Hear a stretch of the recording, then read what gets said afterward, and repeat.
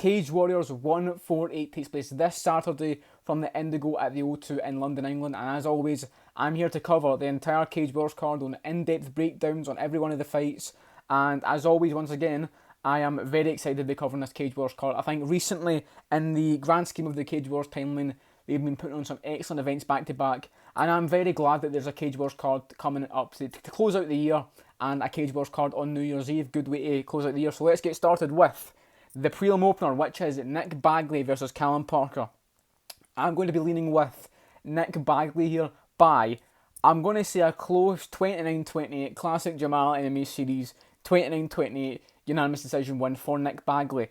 I have been very impressed by Nick Bagley, and I do not think that our loss to Ben Ellis is that bad. I thought he was going to lose that fight because Ben Ellis is pretty underrated in my opinion. Got a lot of good wins in his career, beat Kingsley Crawford, which is a good win.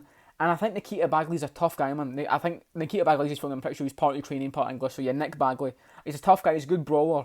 And don't get me wrong, Callum Parker's been impressive, a decent amateur career. Been making his name quite surprisingly over in the US, fighting for LFA and Uriah Faber's A1 Combat, but now might strip over to his home of England.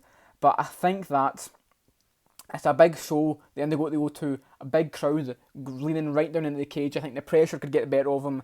He's a bit of a younger guy as well, so I think the pressure, the brawl and the heart that Nikita Bagley does bring to a fight, I think will cause some problems for Callum Parker. I think he's a good talented kid, and I think a kid, me saying it, but he's a good talented young fighter, and I think he'll come into his own later on in his career, but not tonight on this one. I'm going to lean with Nikita Bagley by unanimous decision, as I said. Moving on up the card to Samuel Bark versus Orlando Wilson Prinz.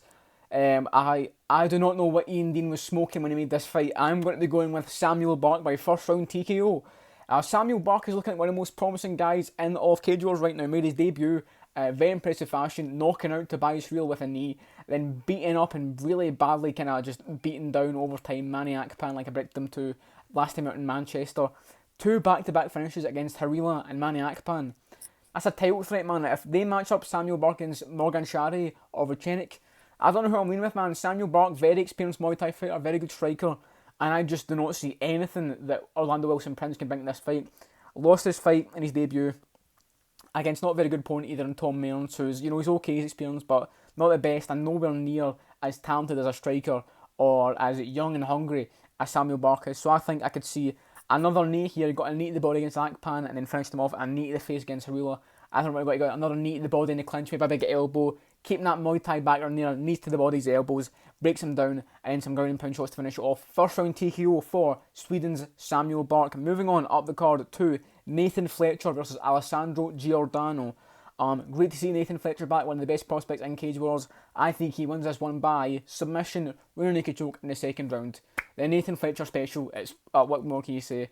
Well, what I'll say, actually, before I move on, both guys are 6-1. Giordano is a very good prospect in his own right, and I really do respect Nathan Fletcher for, after all this time off, and quite a heartbreaking loss last time out against Wooden in London, and I can't remember what venue that was in, it was the York Hall in London. He was doing very well. He was, let's be honest, he was quite easily out wrestling and out grappling Dominic Wooden, and Wooden sticks in there, credit to him, hits him with the head kick, the flying knee and stuff. Very good stuff from Dominic Wooden there, won the belt in London. But after all this time off and after quite like I said, a heartbreaking loss for Nathan Fletcher, to come back and face a guy with the same record as him, 6-1, young, beat good opponents as well, and this guy, Italy's own Alessandro Giordano. I'm very impressed with Nathan Fletcher taking this big step up, and not step up, but a big comeback fight. You could have just fought some can, But before this, he was meant to fight Cameron Nelson, who's a UFC tested veteran. So a lot of respect for the competition. I mean, look back his whole career, man. Nathan Fletcher, he's been fighting very good opposition his whole career, especially since turning pro. And he's been dealing with them very well. Beat guys like Melchior Martinoni, who's the current Cage Wars Bantamweight champion. Beat Brian Bullen by submission, who's very underrated in his own right. So yeah, I will trust Nathan Fletcher to get this one done by rear naked choke in the second round. But look out for Alessandro Giordano, who could be a very good prospect in his own right, moving on in his career. Anyway, moving on up the card to Emra Sonmez versus Adam Miskini. I'm going to go with Adam Miskini here by, do you know what, I'll say split decision 29-28, because Sonmez is decent, he's tough, he's fought guys like Liam Gittins, but didn't really do too well in that fight. Fought Aiden Stephen as well, I believe. But anytime he fights these kind of like Cage Warriors entry-level guys, experienced guys like Stephen and Gittins, he kind of does crumble, he fails, he's not got a good grappling game, very weak takedown defence from what I've seen. And Adam Miskini, decent record, good opponents from what I'm saying. I think he fought an Octagon and stuff, which is a very reputable organisation. So I'm going to trust Adam Miskini gets one done after a bit of a scrappy, messy fight, which is kind of what Son Mez brings to the team. I bet you know he is a tough guy, so I'm going to go with a split decision win for Adam Miskini. Moving on up the card to Justin Barry versus Dario Belandi. See, I was liking an underdog pick, or not a favourite pick here. I was leaning on early to the US's Justin Barry. Good in his fights when he got the back-to-back crescent kicks. But then in his last fight against that guy from Hawaii, the very Hawaiian to the name, the Kenokoa Kauai guy, you know the one I'm talking about. If you know, you know. Very hard name to pronounce and remember. But yeah, he won that fight, but it was a bit of a tell that if someone can get on top of a Justin Barry and control him, they can have a lot of success. And that guy had a negative record as well, I believe. Dario Belandi, very underrated, good amateur record, and only real big loss in his career to Will Curry and Christian Leroy Duncan, the two best middleweights outside of Matt Bonner in the Cage Wars in the last 5 years, to be completely honest. So, no shame there. Laguna's last fight in Rome, I believe it was, got a win. I didn't even pick him to win that fight. Surprised me there, so credit to him in getting that one done.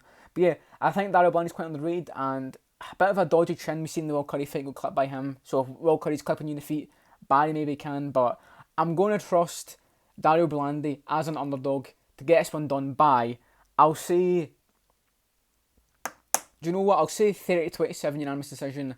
Barry has his moments, but every round is just control time, takedowns, and maybe a couple submission attempts, couple ground pound shots from the Italian. Dario Belandi, unanimous decision win for Belandi. Moving on, up the card too. Chasen Blair versus Jalil Hernandez. I'm going to be going with Chasen Blair by first round neck crank against the cage. I'm going to go for Chasen Blair's good, and even though he lost his last fight, now he's 2-1, other being undefeated. Close fight, good fight, and good prospect. Very good wrestling game. I'm just not seeing any much of a threat from 1-1 pretty naff fighter in Jalil Hernandez. I don't really see him getting this one done, to be honest with you.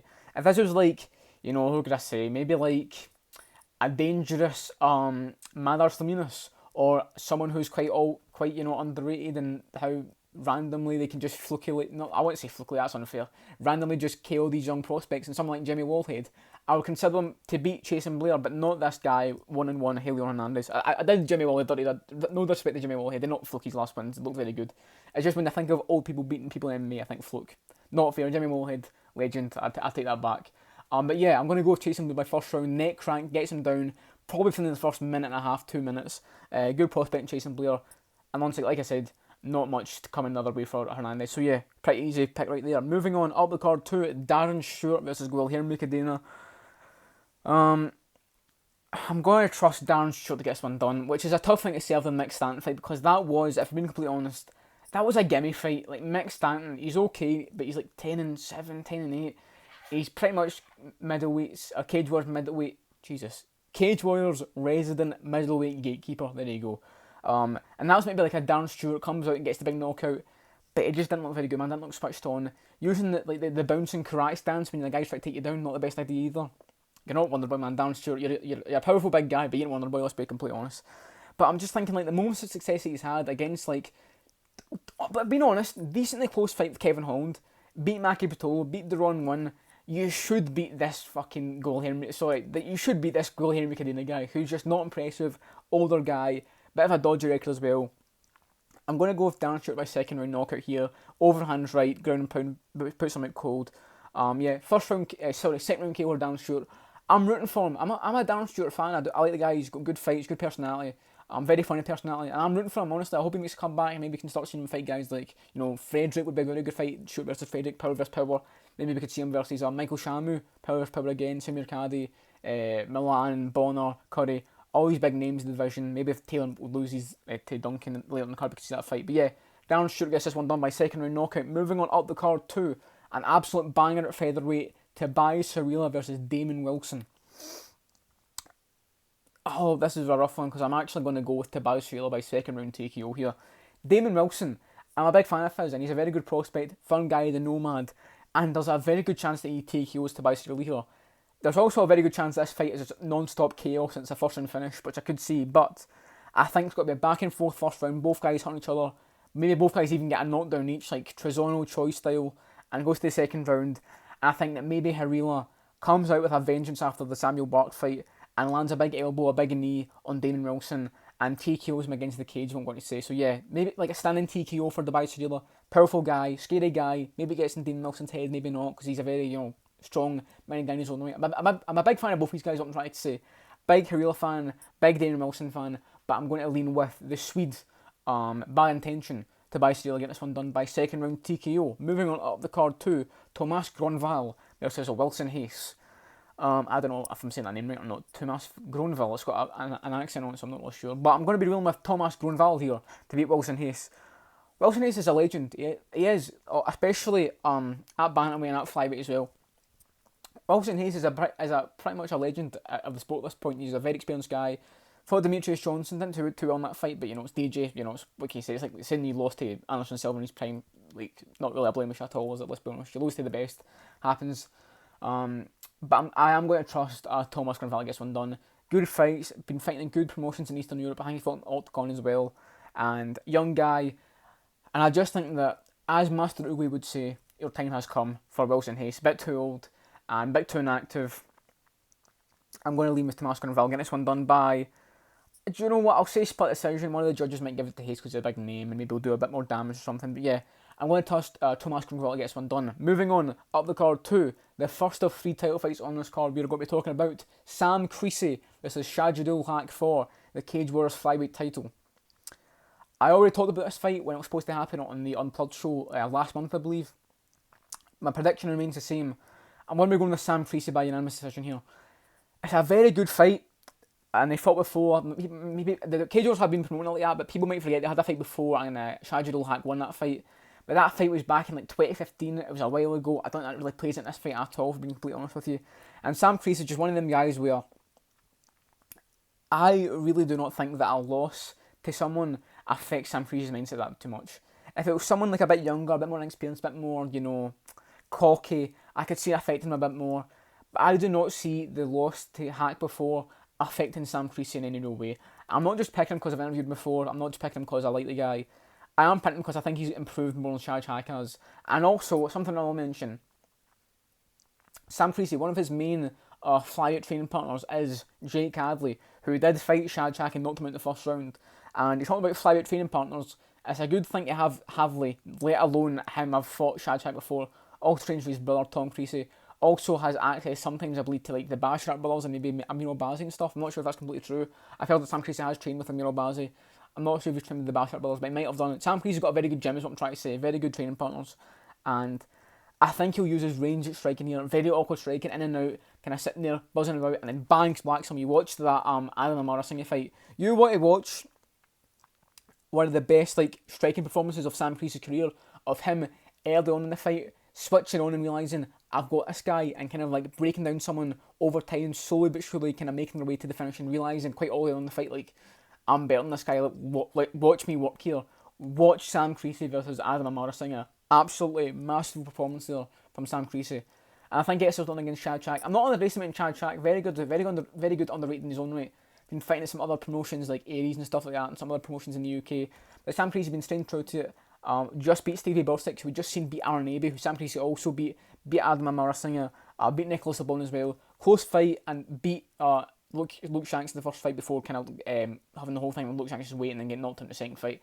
I'm going to trust Sam Creasey here. Samuel gets one done. Sam Creasey by, I'm going to say 3 rounds to 2, unanimous decision win. Shadowhack wins. Do you know what I'll say? Creasey wins the first, the second, and the fifth. That's what I think. And then Shadowhack will win the third and the fourth. Creasey makes a comeback, secures the 5th round from himself, gets one done by unanimous decision. Moving on up the card to, should I talk about this? I'm doing it in about order. Do you know what? Let's do it in about order. Moving on up the card to the middleweight title fight. Christian Leroy Duncan versus JC Taylor.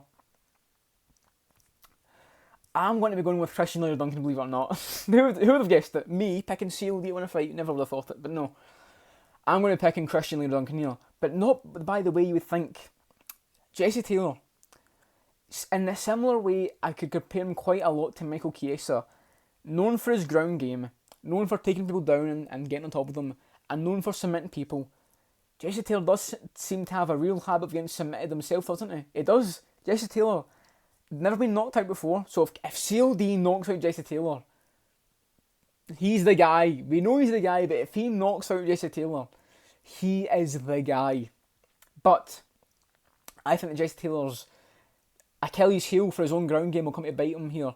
I think this has got to be a very nerve-wracking first round for CLD fans. I'm probably one of the biggest on the planet outside of his close circle of friends and family.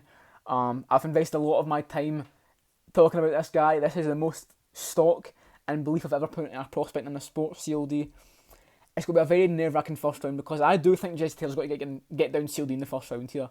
I think maybe looking like the first minute he'll get him down, but CLD, such a good habit of getting himself in good positions, and the criticism of CLD's game, that we don't know what he's like as a wrestler, we've never seen him grappling. Watch the Dimitrov fight. Dimitrov is a World Combat Sambo champion, defended all of his takedowns easily.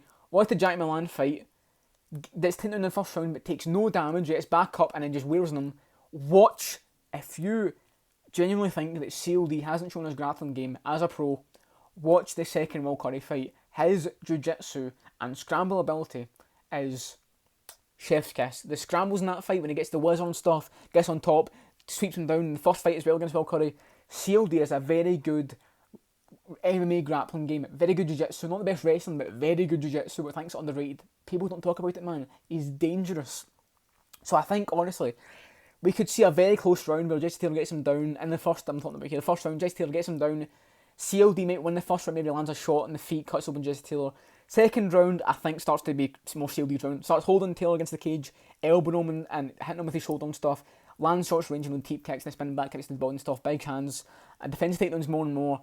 And in the third round, I think we're going to see a Christian Leroy Duncan third round real naked choke. Man, say what you want about that guy's Justin Moore's an opponent. The way he took Justin Moore's back was so clean and so simple and so quick. I could see Jesse Taylor, who's fought so many guys, probably not even really knowing who CLD is, and coming into this and go, oh, he's just an undefeated striker, I can take him down. Not really understanding that CLD has a good submission game and how tough he is and how hard he is to get down sometimes. Underestimating CLD, and when the going gets tough in the third round, Taylor putting himself in a bad position thinking CLD ain't going to do anything here, and CLD taking his back, standing, and submitting him with a standing rear naked choke. I really do think that's got to happen, man. I've been replaying this fight over and over in my head. How is it got to go? And CLD could get the knockout. But Jesse Taylor's had like 50 pro fights and he hasn't been knocked out, so I'm going to pick him to lose by knockout here. But I do think CLD submits him with a rear naked choke standing in the third round. I really believe this. And if CLD wins this fight, it should be a UFC contract. Matt Bonner knows it, Will Curry knows it. The top guys in the division understand that if CLD wins this one, it should be a UFC contract. If CLD wins this one, I think this might be one of the tougher fights for him in the next coming years. Like, I think Jesse Taylor's a tougher fight for CLD than, let's say, our Jordan Wright or Dusko Todorovic will be. Honestly, I think when CLD gets to the UFC, people are got to understand that this guy isn't another middleweight prospect like Dricus Duplessis or Nastin Imavov, where he's got holes in his game very early on. He's got 30 fights combined amateur and pro. He's only recently, in a couple months ago, turned 27. He's got one of the best mindsets for MMA I've ever seen in my life, and he is one of the most skilled strikers in MMA right now. Christian Leroy Duncan is the guy. I think he beats Jesse Taylor and wins the UFC middleweight title in the next coming 5 years. There you go. Moving on up to the main event. Moving on from that, prophecy there being put out into the ether to the main event for the light heavyweight title. Modestas Bukauskas versus Chuck Campbell. I don't really care. No, I do care, but I do not care. This isn't the actual confirmed bout order, but it's how Cage Warriors has it listed on the website, so I'm just going to go off that, but I'm going off Tapology. Hopefully in the end, CLD ends up as the main event, because let's be honest, no disrespect, who's the better UFC prospect going forward, CLD or Bukauskas? We kind of know, CLD. But anyway, moving on to the main event, Modestas Bukauskas versus Chuck Campbell. I'm going to be going with Modestas Bukauskas here. He had a very odd career in the UFC where, I don't know who his management team was, but they did him dirty. Because they make a lead this fight, fair play, beat him, won him against the elbows, same as they did in Cage Wars, the kind of elbows to the side of the head, the Travis Brown elbows. And then they gave him Jimmy Crute. Like, what are you thinking, man? What are your team doing to you, Modestas? I don't think it's his fault. I think he's thinking, oh, Jimmy Crute, yeah, if I win that one, I'm in the rankings. What are they doing giving him Jimmy Crute, and then he gets knocked out, and then he fights Zaydchuk, which honestly, let's be honest, he could have won that fight. Like, look how all his agents... Jesus, that's a tough thing to say over. Look at how all his agents has been recently... Fucking hell, man. Look at how all his agents has been looking recently. There you go. Against Cody Brundage and such, and Sam Alvey and such. Not the best names, but he's looking good. Brundage was a good one. I picked him to lose that fight, he did good. Because he was arguably beat him, and he lost to round 3, got his knees topped out. Round 3's pretty decent as well, man. I maybe would have considered picking Chuck Campbell if he wasn't 37, 38. But Chuck Campbell's on the right, man. I picked him as an underdog in his last fight, beat Andrew Clamp by knockout. Got that right. Good opponents and good wins in Bellator, man. Chuck Campbell is underrated, honestly. And, if he was fighting someone else at this division, someone other random light heavy for the belt, I probably would have picked him, honestly. I think he's quite good. But I'm going to trust experience. He's a former champ as well. He was the last champ. He never actually lost the belt in Cage Wars, just that he moved on to the UFC and vacated it. And I've never had the champion since because the light heavy division kind of died in Cage Wars for a while. So yeah, I'm going to say Anu, 2-time back-to-back light heavy champion for Cage Wars. Modestas Bukauskas wins this one by unanimous decision. I'll say 4 rounds to 1. Campbell wins the first, drops him, and Bukauskas comes back in the last 4.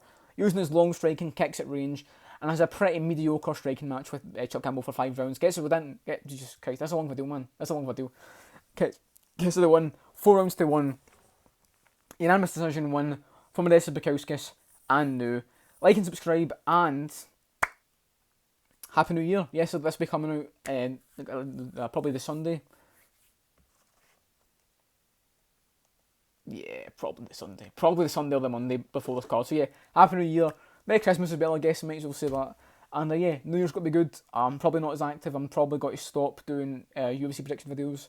I'm probably got to carry on Cage Wars, but we'll see. The channel's in a bit of a odd place right now. But yeah, video's out, so enjoy it. And enjoy everything that's been happening recently, because I'm very happy the way the channel's been going. Even though I've been less active, I'm happy with the stuff that's coming out. So yeah, enjoy the card, like and subscribe. I'll see you next year.